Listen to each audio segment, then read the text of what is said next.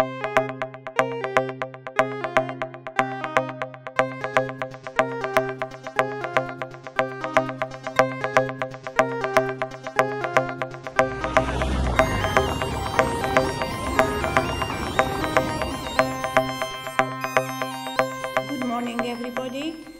a gorgeous autumn day, we are sitting in a cube-like exhibition hall in downtown Budapest.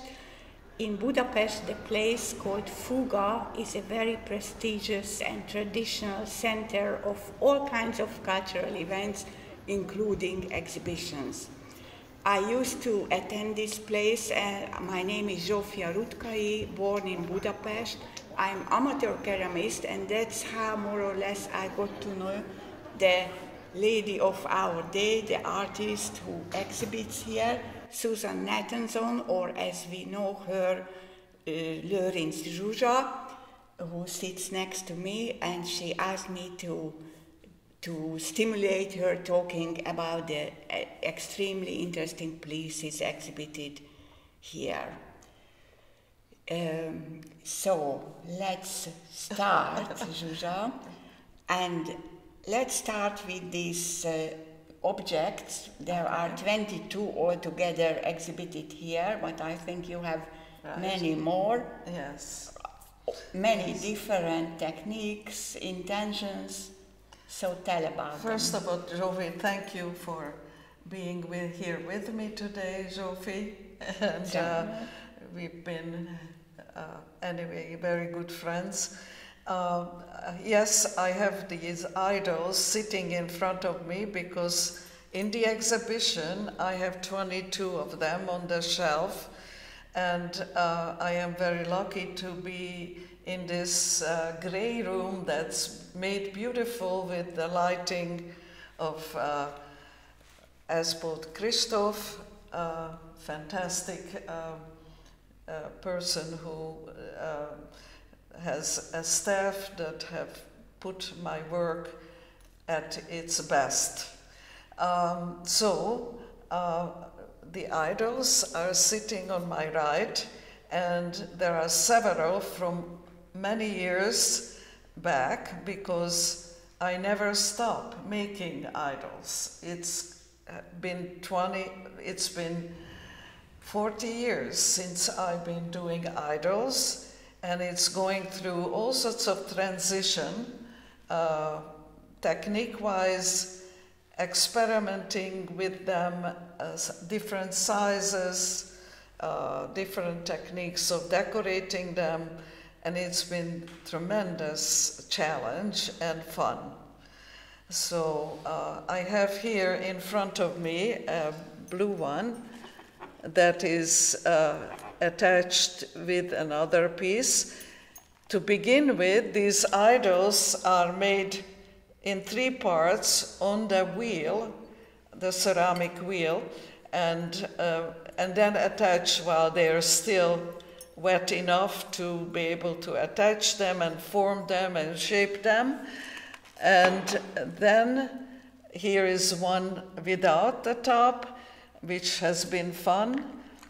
And the firing is, this is with electric hill, this is sawdust firing, this is raku firing, and this one is electric firing, and with the Kennedy portraits on them with a technique that, anyway, it's been transfer of photograph. Yeah, right. Transferring photographs with a technique which is difficult, but it has been done in the Alföldi Porcelángyár in Pécs, and so all the pieces in this exhibition are made in Hungary, and with the help of Kecskemét, the international ceramic studio, where they helped me with the raku firing, and I usually spend quite a lot of time there to create my work. So here they are, and Zsófi will go through that I'm going to start in the back, which has wonderful silhouette on the wall. The large pieces that are actually oil raku fired and also done in Kecskemét about 10 years ago. And then we go around, and the triangles that are also in this exhibition room that shape the thought and the creative process is within a triangle, and that is raku fired. So back to the idols. They're made out of porcelain,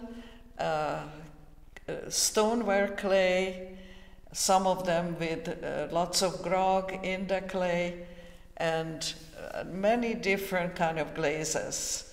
They are hollow inside, of course. That's the only way you can fire them. And it's been just the most exciting way of experimenting with surfaces, with techniques, and colors. To make a lot of idols, I also employed a person who helped me to have plaster Paris forms in which I can reproduce them much more easily, and then I shape the clay into the plaster Paris, and then that's a whole other way of having a lot of surfaces to play with. So these are my idols. Yeah, you mentioned this form. Then sometimes you leave visible that they are glued together, like with this one. Yes. But sometimes, and then that adds an interesting highlight or a completely different character than those which are very refined. Mm-hmm. And that's also a choice by you, whether you want them mm-hmm. smooth and shiny and perfect or rough. Right. It's that was fun to put pieces together and show how they fit together and it entered into the design. Mm-hmm. So let's then move to the black big objects in front of the wall. Mm-hmm. And you already mentioned that they are of a completely different technique and size, and they are very heavy, so it must have been quite something for you to handle these and form these big pieces. The three one, they bear some biblical references, or cosmos is the title of one of them, or planet. Right. So what inspired you in choosing the material and the technique matching these thoughts, ideas? Good question, how that happens and what it does to an artist to have that challenge. That the Noah's Ark, which is the first piece, happened, and then as I went along, I put them in two pieces, and it just occurred to me how wonderful it is to combine them into two pieces. They look like Noah's Ark to me. So that is oil raku surface, which is all black, and it shows the character of the clay, which is so rough, and to make them look like weather-worn So it's been my Noah's Ark. You mentioned the character of the clay, and the title of your exhibition is The Love of Clay. Yes. And I wonder if you have really a sort of clay which you are in love, or rather any new sort of clay is a new possibility, a new challenge for you. Many ceramists, they stick to a few types of clays, that's their material, but you have been using and not caring very much if there is a new type of unknown clay to work with. Right. How is it with you? It is a good question, because that makes the creating part very exciting. When you have a black clay with lots of grog, and it's so rough, and my gosh, that reminds me of something. And then the creative process starts, and the piece will be born that way. Yes. You mentioned that reminds me of something. I think on the left side, all pieces, yes, already by name mention remembering of all times, memories of all times, dreams, and they really have a very different character and association as opposed to the idols, which are playful and somehow light and cheerful even. Well, these pieces, these triangles with faces, or the rectangles with entwinkled knots and punched forms, are anything but cheerful and playful, yes, playful. So and you have many of these as well, so you were busy with this being framed, and so tell about these triangles with faces. Yeah, as you see, I have many of them that resemble a triangle, and that seem to follow me.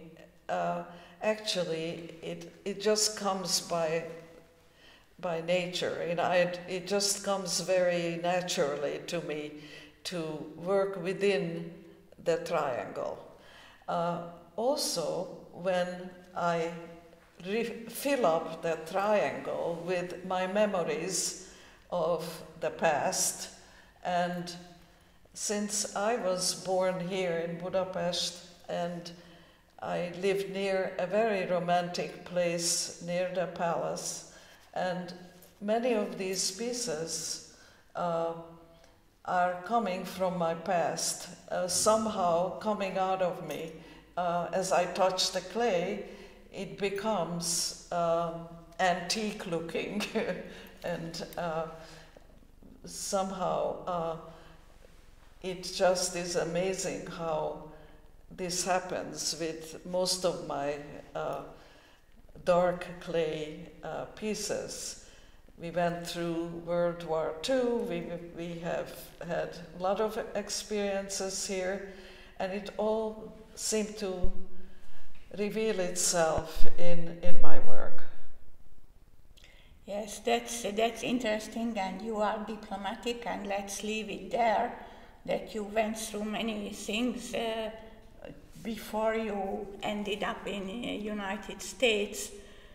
But for me, it's very telling that in person and in your life you are a very friendly and cheerful woman, unlike these pieces where you say you torture them and all your emotions and angers and memories are in the pieces. Yes. You mentioned the castle, and that indeed these pieces could have come out of the ground like an archaeological find. And I just mentioned they are not exhibited here, your latest work, which you made a few weeks ago in Budapest, and we fired together in Kecskemét, which really look like some castle pieces yes. or bataillons, and yes. you even made such a castle in your early years. So Right. these forms and memories come together.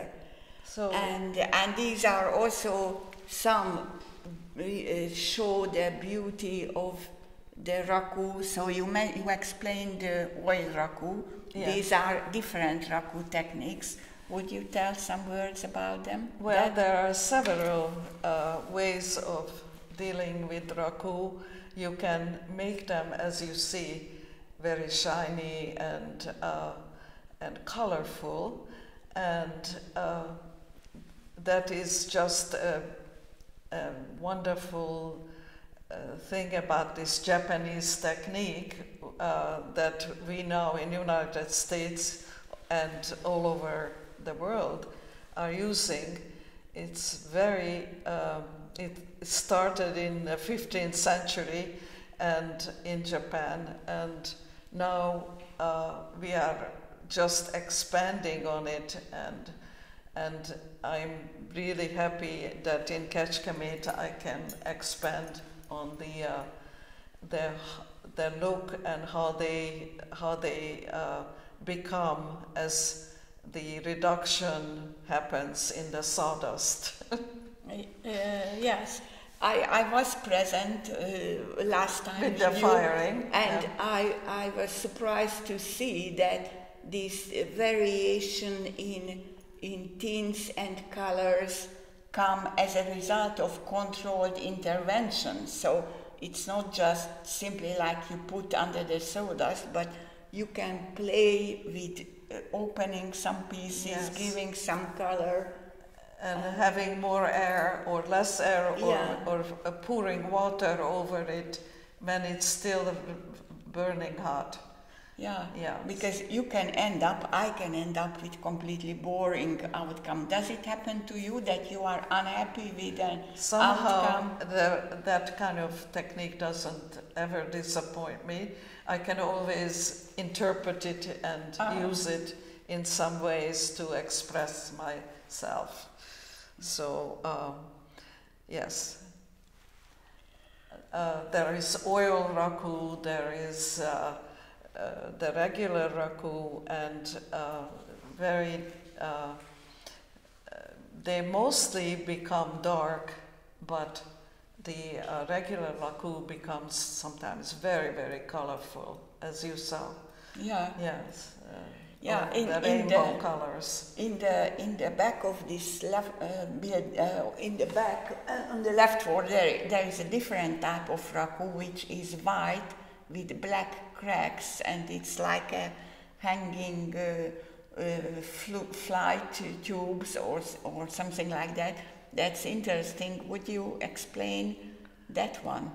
The white hanging tubes. Oh, the hanging tubes. That was actually a glaze was applied, a white glaze was applied, and the cracks are very exciting how they become black. And the white glaze crackles, and that's how I got that result on them. Yeah. So anyway, yeah, I think we covered most of the pieces. Most of it. Now we're gonna eventually look at the pieces and enjoy them. Yeah. And or you rather could tell a few words about what next, because you have been working in Budapest. There are new pieces. You have a big kiln now operational. So what would you like to experiment with further? Well, this is always so exciting because I just sit down with my lovely clay that I love, and it will tell me what will be the next thing. Okay. I don't need to plan. So then keep conversing with your clay, and thank you for this conversation. Yes, thank you.